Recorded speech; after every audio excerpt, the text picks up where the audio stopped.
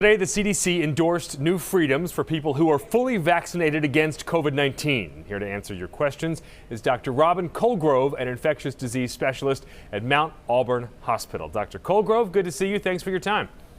My pleasure. So, according to these new guidelines, vaccinated people can hang out indoors with other vaccinated people in small groups.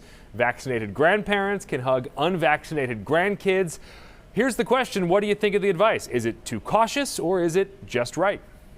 No, this is sensible advice, but people still have to use some judgment here. So not every example is the same. So, a 65-year-old grandparent with a 5-year-old, otherwise healthy grandparent with a 5-year-old unvaccinated child, sure, that's great. I think this is a real advance to be able to have that freedom. Whereas you could imagine a 95-year-old grandparent of high risk, medical high risk, with older, maybe high risk grandchildren.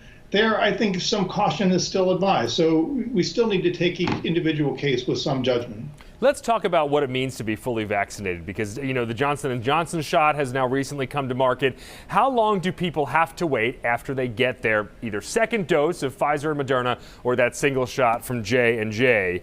And is there any more data about how long the protection lasts from these vaccines? Yeah, so this is usually true in biology. There's no magic number. It's not like one day you're at risk and the next day you're fine. These things ramp up gradually. But a good general rule is a couple of weeks is when you start to see most of the response. So 2 weeks after the second vaccine, people have nearly all of the protection that they're going to get. So there's that part of it. So I think people should take that as the basic baseline. Okay. The CDC did not change its position today on traveling or on gathering in larger groups. Why are those two activities still discouraged? And what percentage of the U.S. population need to be fully vaccinated before we can think about relaxing some of those restrictions?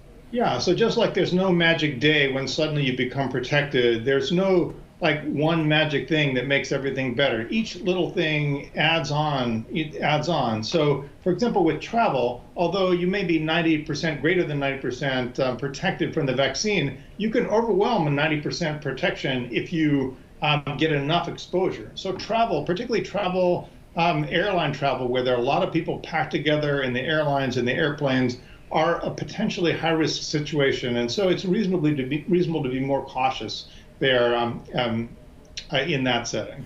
So as you know, there's no COVID vaccine authorized yet for children, and this is a topic of conversation in my neighborhood. A lot of us have school-age kids.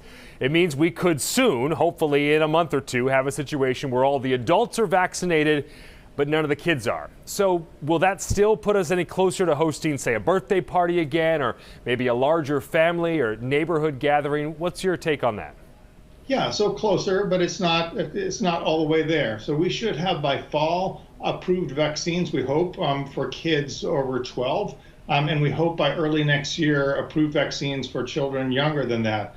But children are at lower risk for having disease and lower risk for having severe disease.